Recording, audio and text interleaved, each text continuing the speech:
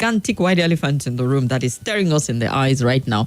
And over time, it felt like we've tried to is it an elephant? We've been talking about this elephant. It's an obvious thing that we've been talking about for over a year since this administration started. So it's not going to sound as if we've ignored it, even though it's evidence there. It has been talking point. There is no week that we didn't talk about subsidy, price of energy. There's no week all. Since. It just hit me now. It's something we talk about May 29, every week. There's no week. And sometimes every day in a week. And it feels like it's getting exhausting. Because the more you talk about it, the more the problem compounds. Yes. Now Nigerians have to pay more for petrol. Okay, exactly. 2 days back, Dr. Majeed, I was asking Nigerians, when NNPC admitted that they were $6-something billion in debt, and asked Nigeria, are you ready to pay more for petrol, or you think this should be on the government? And bam, Nigerians are paying more for petrol. Of course, you have to pay more. Because, you see, the fundamentals are not just in place. This whole problem started with the twin policies of subsidy removal on petrol and the flotation of the naira. And if you recall, right from the beginning, we had said that this policy is going to hurt Nigeria for such a long time to come. So these two policies are mutually reinforcing in a way that has brought about, this colossal economic crisis in the country. And what Nigerians are grappling with is not cost of living crisis, because cost of living crisis is even a minor form of economic problem. What we are faced with in Nigeria is a cost of existence crisis, because it's about hunger. In the UK, for example, when they faced cost of living crisis, which led to the resignation of one prime minister after the other, they weren't complaining of hunger in the UK. That was not on the agenda. They complained of high cost of energy, electricity, gas. They didn't complain of hunger. They didn't. They didn't complain of high cost of Medicare. They didn't complain of, other existential issues. Yet, it resulted into serious social unrest in that country, political crisis too, which eventually resulted into the defeat of the Conservatives after more than a decade in power. And so, in the case of Nigeria, what we're having is existential in nature. It's hunger. People are basically hungry. Because when you embarked upon this policy, I wonder how nobody thought it through enough to know that the consequence of subsidy on petrol was going to be mass hunger arising from inflation. Don't forget that Nigeria is still a country of 30,000 naira minimum wage a month. Even when we are buying petrol for less than 200 naira, it was difficult enough. It was not as if it was easy. And now we have to buy it for almost 1,000 naira in some places above 1,000. Oh yeah, the number of states that they buy 1,200. We are still a 30,000 naira minimum wage a month country. That should give you, technically, since they do not enforce the 70,000 in the federal ministry. Until it's implemented. For now, so this month, what Nigerians earned was benchmarked by 30,000 naira a month as minimum wage. That is the situation. So how do you imagine that people are coping, given the importance of this particular product? Because it drives the economy. So any marginal increase in price is going to affect the cost of production of goods and services. It's as simple as that. So that means inflation will rise more. And you see that there is a spiraling effect in inflation that is caused by cost of energy, because it will affect everything and it will keep rising. It will keep galloping, because people are going to be gouging prices to be able to also afford their own basics. And before you know what is happening, it's going to be a free-for-all. And so these are the issues, and we've been discussing this problem ever since. You see, if you have taken an action that is still being discussed every other day for 1 year plus, you should know that it's something that maybe we shouldn't have done in the first place. I understand the argument on the side of the government to the fact that they didn't have money to subsidize, and that the previous government had borrowed so much and even mortgaged crude oil to borrow monies from every source available. We want this because, again, we saw the orthodoxy that also drove that kind of borrowing under Buhari administration. When we started hearing things like it's okay to borrow, as long as you borrow for infrastructure. And we said, again, that you don't borrow to do infrastructure, you borrow to do business directly. So you can borrow, for example, to set up a refinery. Dangote has borrowed money to build this refinery. It's okay. It is producing. So he's hoping to pay back his loans or his obligation, meet up his obligations through the sales of his products directly. It can be measured empirically. But when you take loan to construct a road, how is that road exactly going to pay for that loan directly? There is no way. And so we have also argued then that it is not appropriate to keep borrowing. And that when you borrow in this manner, you are going to have the problem of sustainability of debt. Because whereas you are measuring your debt against GDP, which is absolute economic nonsense, you should measure your debt against revenue. But somebody was trying to be clever and they told us that debt to GDP was very low. And we said, even if that were the case, even if that was a healthy barometer to measure your financial fitness, if others before you had borrowed as much as you were borrowing, would you have inherited an economy whose GDP to debt was low? If OBJ didn't pay off our debt in 2005 or thereabout, would you have been able to inherit an economy with a low debt to GDP ratio? But we said that was not even the issue. It was your revenue. Your revenue was dwindling. And since you're already borrowing to the extent where you're now using almost 100% of your revenue to service your debt. Your debt, yeah. This orthodoxy is flawed. And so we started talking about government diversification of its revenue sources. Away from those crude oil exports to participating in the means of production, like any other country would do. Anyway, that's what the government has inherited, no doubt. But an incoming government that knows these challenges were there should have also known that the solution will not be to move subsidy on petrol. Because the subsidy on petrol is not just government spending on charity. It's not sadaqah, it's not title, it's not zakat. It's an investment in productivity. So the last thing you should tamper with is that critical investment in productivity, because it's about energy security. No economy, none, can be productive without energy security. It's not possible. There's nothing you can do about it.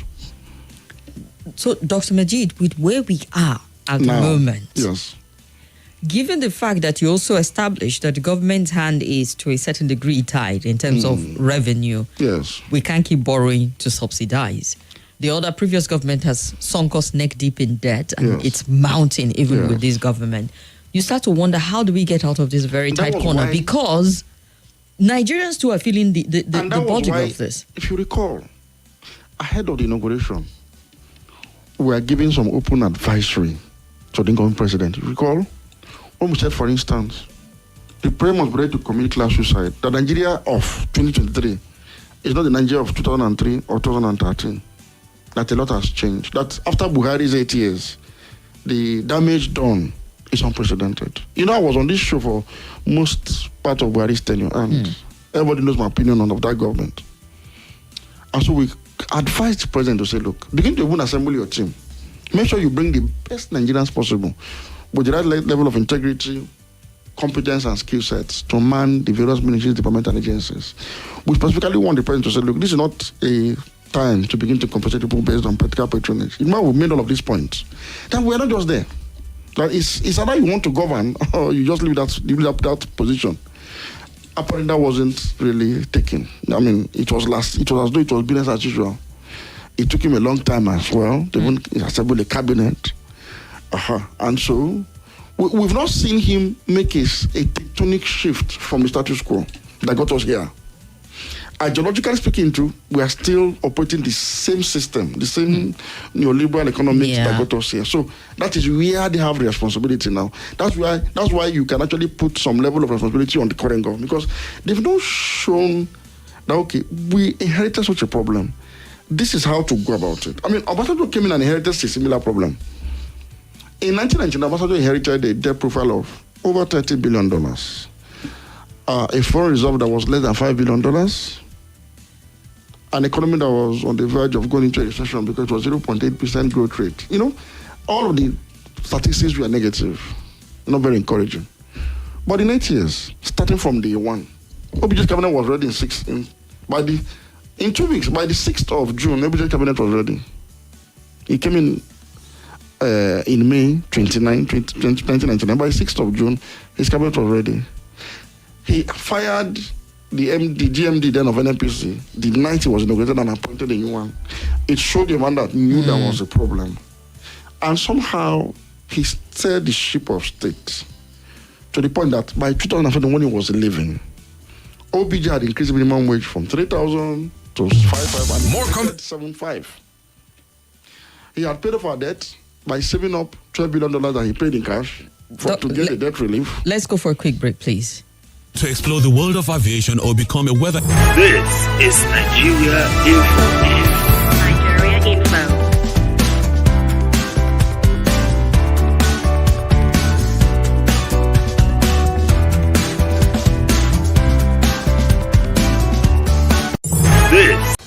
Hello, my name is Kimberly. I'm the host of Hard Facts, and I bring you the biggest National stories certification every weekday here on 95.1 Nigeria Info Hard Fact Show. I love to get your opinion and conjectures, but the facts you cannot dispute here on Hard Facts. Join me and let's talk. This is Nigeria Info. Nigeria Info.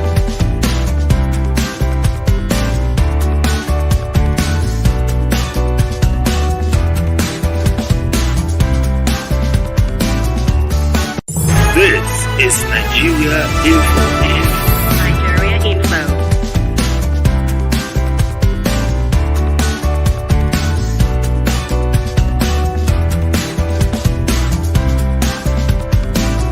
This is Nigeria Info. Nigeria Info.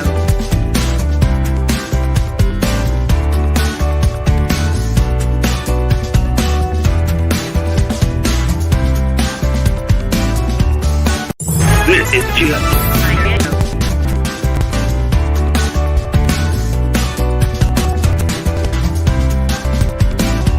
This is Nigeria Info. Nigeria Info.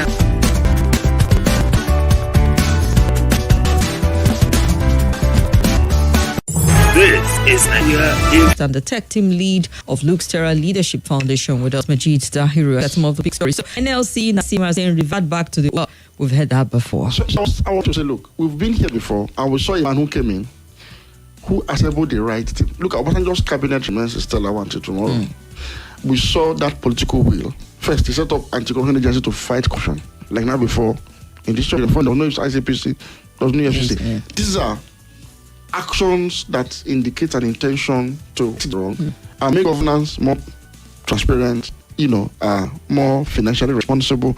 A lot of innovations and reforms were introduced into governance, and it yielded after 18. There was incremental movement from the first day he assumed office up to the last day he left. And that's why by the time he left after than he met it. I'm making this example to show you that there's nothing so insurmountable about the situation that they've inherited. If only somebody decides to do the right thing.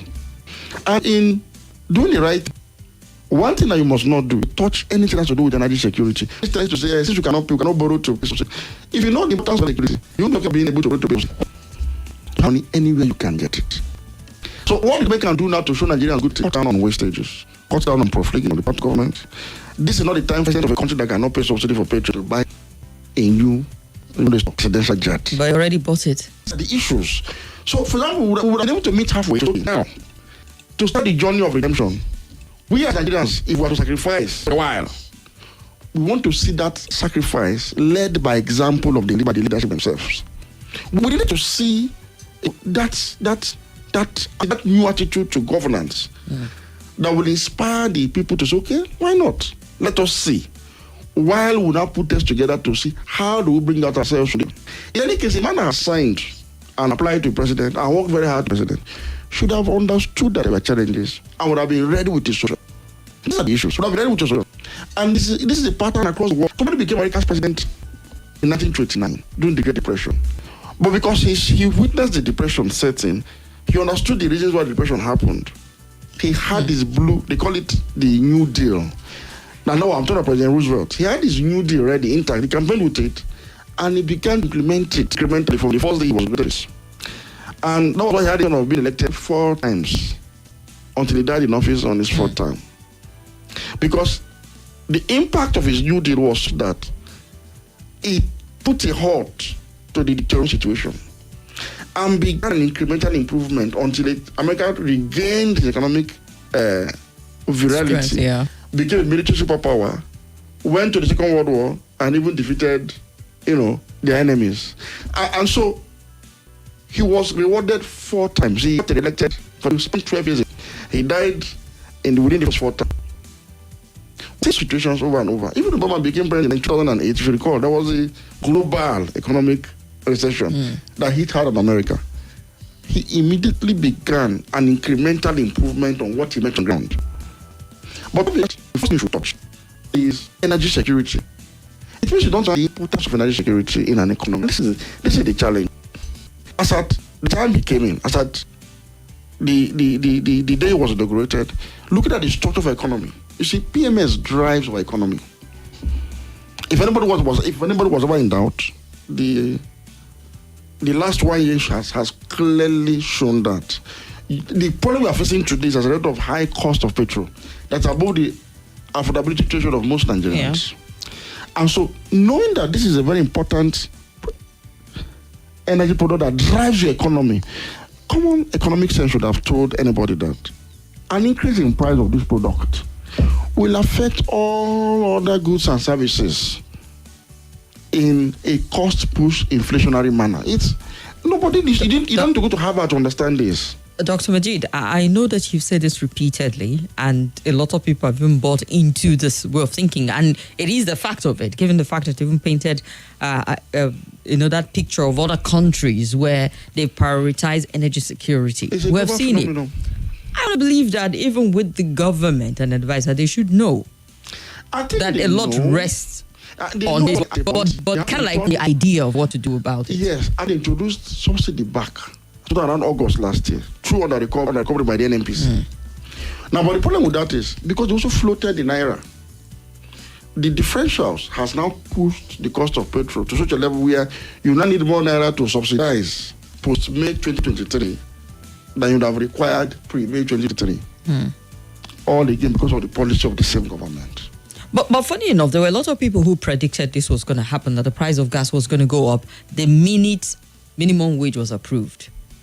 I mean, it's just easy to read the signs that some things would be jerked up. But the thing is, the by the minimum government wage increment, which are not even implemented, is not responsible for the increase in prices.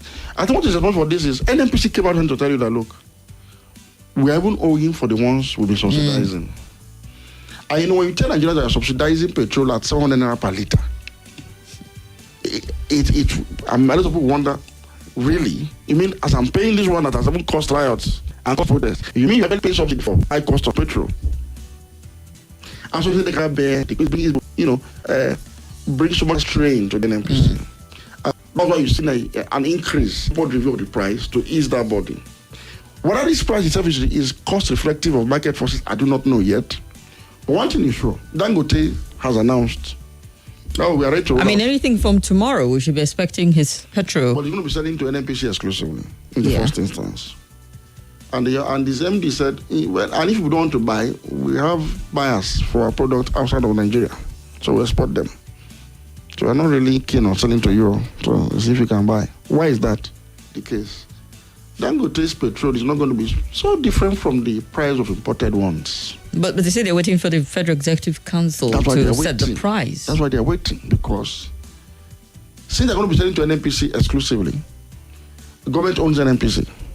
So the government will now have to sit down to decide at what price will NNPC now resell to retailers that they will now sell to you and I. So is government going to now subsidize Dangote, and to what extent and with how much? That is what the government will have to decide between now and the next few days. Because if Dangote brings out his product and just release it to the market like that, the price of petrol will go beyond even the 900 naira it is today. So anything around between 1,002 to 1,003. I never imagined in my lifetime that the price of petrol in Nigeria will cross the Rama. So that's why when they see at this point, what can they do? They also now subsidize, and make sure that we don't buy at that rate and buy at something less. But the problem is this. The truth is, any price of petrol beyond what it was on the morning of May 29, 2023, is far, far, far above the affordability of Nigerians. But Dr. Majeed, let's not delude. Yes. We can't go back there. No, that's not. That ship has sailed to a point where no. the more you continue to It depends. demand. If you want to solve the problem, you see, we have a problem to solve. If you want to solve the problem of hunger, you must bring down the price of energy. We only talk about petrol because petrol is the major source of energy in Nigeria. Down to affordability threshold. Otherwise, you cannot solve the problem you are talking about solving. You can't. So what I'm saying in essence is, for me, it's going to subsidize Dangote, and we'll still be at either 100 or 100 per litre. And the subsidy is worth it. But what I would not want, and I'm sure most Nigerians will not want to hear too, is that in spite of buying petrol at almost 1,000 naira, the ones not around to tell that they are paying billions of naira in subsidies for the differentials, it will make very little sense to Nigerians. Therefore, they will begin to think that probably subsidy is indeed a scam. Because to them, how can I be paying 1,000 for petrol? I tell me I'm subsidizing. Those like But then the former president stated that due to inflation, that's the reality. It is to the math. To the ordinary Nigerian, the fact that this price is far, it's like something he never imagined in his worst nightmare could happen. So what you have is, there will be this doubt. What exactly is happening? You see, the summary is, this government must have to bear responsibility for what has happened. Because we are today without those two policies. Sometimes it is easy to do than to undo in economics. You've done it. Now to undo the damage is very difficult. It means we have paid more safe. We've paid more subsidy between August and today than the president paid under the same period under review. And we are still buying petrol as well. That's the time we are paying subsidy. So how? Issues. And indeed, they pay subsidy because they pay subsidy. Would I buy petrol at 1,200 per litre? Yes. But the thing is, how to the Nigerian, even at 700 that I'm struggling to pay for petrol, you actually pay somebody the differential. So I'm by that rate. It's not really adding up to the ordinary Nigerian. This is the problem. But Dr. Majeed, our naira was tanking, and because we were in refined petrol, it was obvious that the value of a litre of petrol would go up. Somebody tanked it. You see, let me the issue of foreign exchange first. It was right to abolish multiple exchange rates because it was in itself an aberration by the former leadership of the CBN. I mean, it was something that shouldn't have happened in the first place. It is also right in some sense to even devalue our currency. What is not right under all circumstances is to float it. So you can say, look, we have just one exchange rate officially. Simple. Then you can also find a way to manage the parallel market so that the differentials will not be too much between official and the parallel as used to be in the past.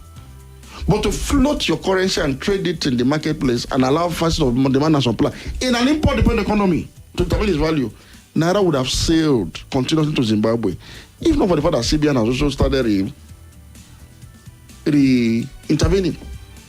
You see, this is the policy not how to well, and got the consensus. Everything float Naira, no, that's not the solution. But Roundtable will not address. Because really, the government is in a logjam. Yeah, we're on a fix now. We must go back to the fundamentals. I have stated it here over and over and over. That when you see that a government has no business doing business, it will, as a matter of necessity, face this called. If you observe, you begin as revenue, crude oil, and then borrowing. Because many states in Nigeria, either at the state level or at the level, are export competitive. I've given countless examples here of how governments all over the world raise revenue and grow their national wealth through export competitiveness using the instrumentality of state-owned enterprises. And statistics have shown that the countries that are most dominant in this field, where you have state-owned enterprises playing a dominant role in the economy, dominating the GDP, and the public sector even being the highest employer of labor, such as Singapore, such as China, such as South Korea, such as France, and other such countries, they have the largest dollar-denominated foreign reserves, larger than what America is even having. But America has an advantage, oh. You can have larger dollar foreign reserve than America, but they are the ones that print it. So they have a problem, they go and print. Our America's budget is always in deficit. They owe themselves. So they just print and do what they want to do. But you can't print the dollar. So you have to earn it. How do you earn dollars? It's for your government to be productive by running successful business and enterprises that can attract dollars. Dr. Majeed, what areas, what enterprises do you see the Nigeria of today being very real and factual, the capacity of the government that we have? Let me tell you. And we've had over time. What area do you think we can do business successfully? Let me tell you. Because NNPC already is talking about, we're going to put Warri Kaduna Refinery in the hands of private investors. They're not taking their hands off of it, but they're saying perhaps we need to get the people who can do the groundwork. Gas alone. That's what I'm saying. Aside that, what area do we have confidence that the government can come into? I can tell you. And do well. I can tell you. Every area. Let me start state by state. Dr. Majeed, let's be real. Let me tell you. Because we've gone from aviation to power. Let me tell you. To telecom. Your private aviators, how well are they doing globally? Well, some of them are already getting into global space. Airpeace, for example. Have you heard of the recent downgrade by the United States of America? Can you compare any Nigerian privately owned airline with Ethiopia Airlines, with Emirates Airlines, with Malaysia Airlines, with Qatar Airways, or Saudi Air? Okay. Turkish the Airline. mic, Dr. Majeed. Turkish Airline, Egyptian Airline. These are all state-owned enterprises. So what that means is for every time you fly Emirates Airline, you are paying some money into the coffers of the Emirati government. So Akwa Ibom State, for example, has started well on that note. They have an Ibom airline. They should be encouraged to grow that airline, expand it, and become a major regional or global player. That's one. Secondly, a state like Cross River. Have you been to Budukatu Ranch before? Yes, I have. If you go to Budukatu Ranch, you realize that a collaboration between Ministry of Tourism, Federal Ministry of Tourism and Culture, and the Cross River State government, if they can collaborate and pull investments together, the federal government bringing seed money, the state government bringing state money, to have that resort, that place will trap most of the dollars we spend going to Rwanda for trainings, for holidays, to Dubai, to anywhere in the world. In fact, it will be a paradise in Nigeria that can attract a lot of spending into that economy of Cross River State alone. But is the federal government and the state government of Cross Rivers, are they serious about what I'm talking about now? Go to Benue. I love the example of Benue. Benue is supposed to be the food basket of the country, right? Why is Benue so poor? Why is Taraba so poor? Why is Plateau so poor? You must have heard, for example, my dear Oracle, that Malaysia is second largest exporter of palm oil, right? You may also have heard that Thailand is the largest exporter of palm oil. Now, it might interest to know that the major drivers of the palm oil economy of Malaysia and Thailand and other such countries are state-owned enterprises. It's not the private sector-driven activity. Dr. Majeed. State-owned. That is, the largest plantations in these two countries are owned by the governments of these countries that set up businesses to convert these potentials to wealth. That is what the government of Benue and the Federal Ministry of Agriculture is supposed to collaborate to do in Benue, to do in Taraba, to do in Plateau. Anambra State. I'm giving where they can make money. Onitsha became what it is for two reasons initially. Tourism. One, industrial nature of the people. The colonialists set up trading ports on River Niger in Onitsha. So naturally, trade activities evolved around that town. Later, the premier of Eastern Region, Michael Okpara, now rebuilt the market around that town into a modern market that is called Main Market. At the time, at the cost of £500,000, Eastern Regional Government. So Onitsha became a major hub for trading activities. Onitsha is still a shanty town till tomorrow. Why has Governor Soludo or any other governor before him not thought it wise to embark on the reconstruction of Onitsha and transform it into the Dubai of West Africa, where you can go into that city, you shop, you derive some hospitality and pleasure. That is pleasurable shopping that people can just drive into, fly into, and do the needful and raise revenue from there. Rather, what are they doing? They're taxing Okada drivers, taxing wheelbarrow pushers and all of that to raise revenue. Why am I making all this point? Until government rescinds this philosophy, Nigeria will keep borrowing and sorrowing. People talk about the First Republic and say there was prosperity in the First Republic and attribute it to the structure of the First Republic. Sorry, it was not the structure at all. It had nothing to do with the structure. It had something to do with the economic common sense that was prevalent at the time. Northern Nigeria had a special purpose vehicle called Northern Nigeria Development Company, owned by the government, that made investments in hotels, in manufacturing, in technical industries, and all other areas of economic advantage to the region. The Hamdala hotels of this world, the other waters of this world, name them. These were state-owned enterprises. The same thing with the Eastern region. They had their own development corporation. They made investments in hotels, in palm plantations, name it. The same thing in Western region. The Odua investment group that Awolowo established also carried out the same investment across the region. The same thing with the Midwest. So because of this heavy investment by the state, in essence, the government of the First Republic were actually doing business. Be able to convert their huge agricultural potentials into material wealth for their people.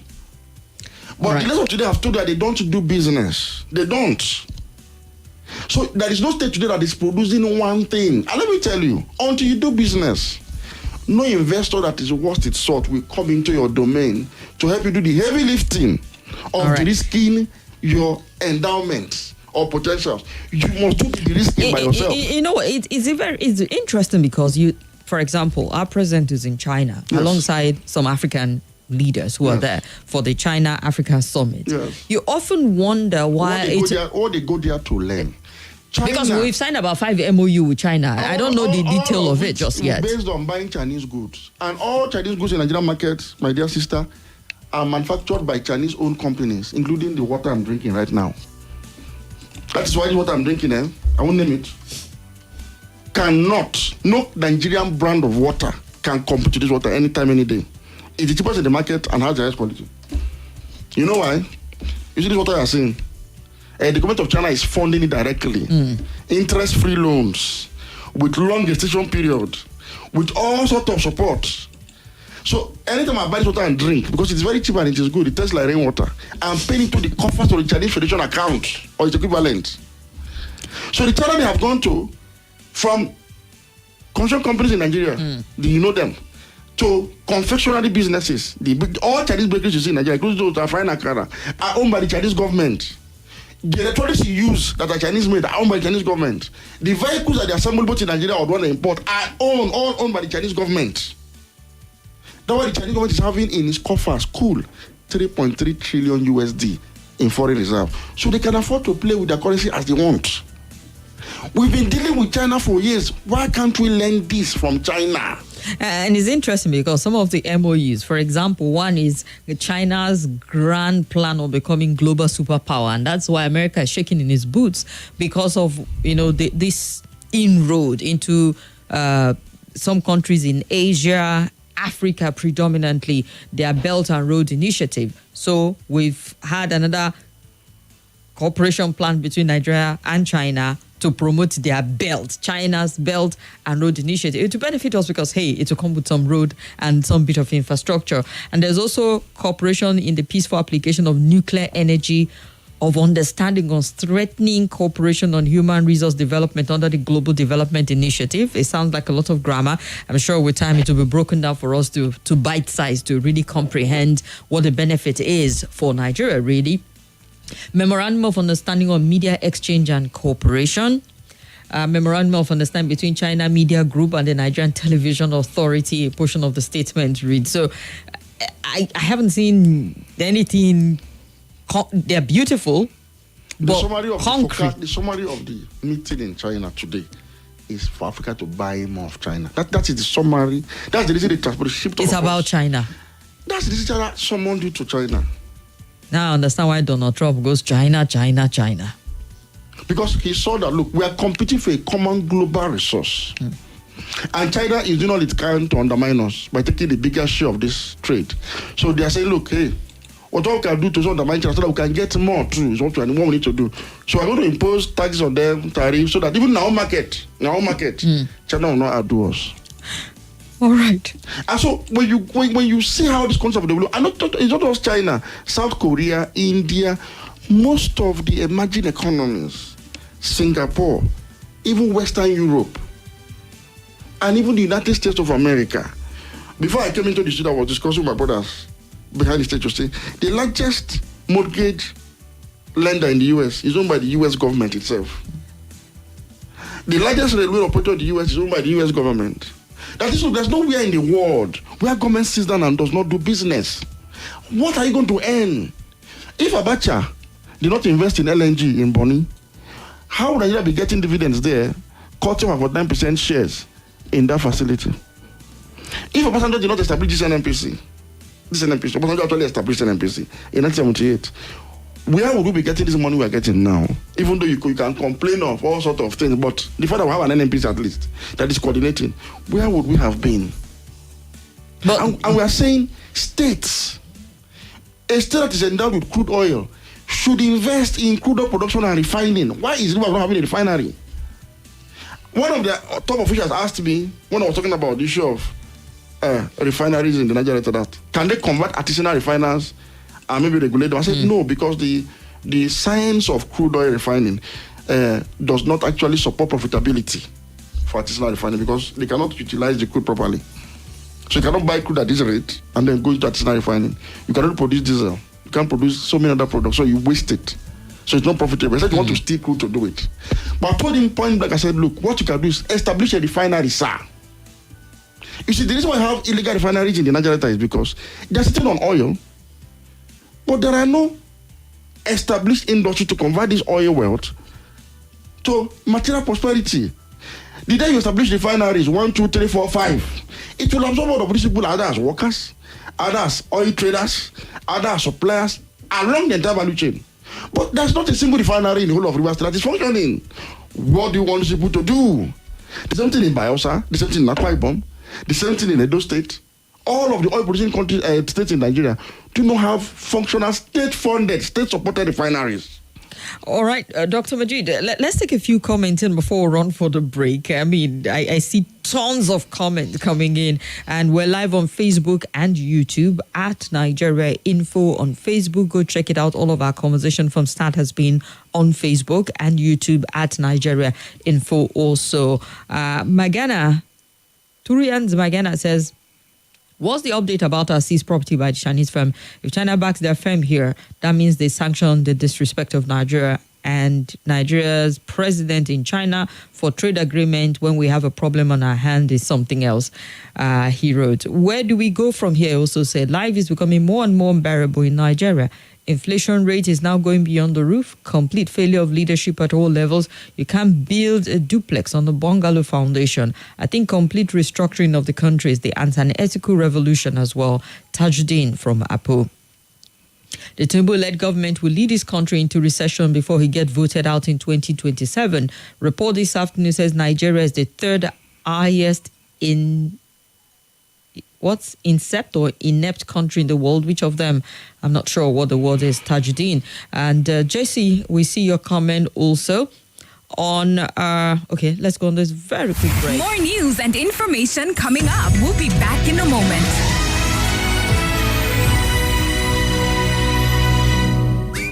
My darling.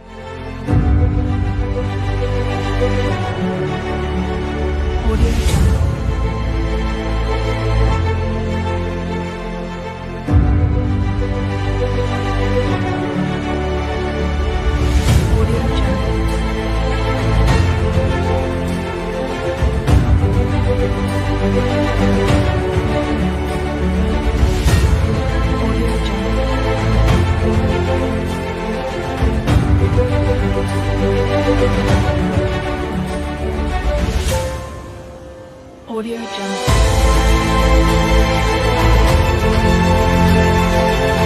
This is Nigeria Info. Nigeria Info.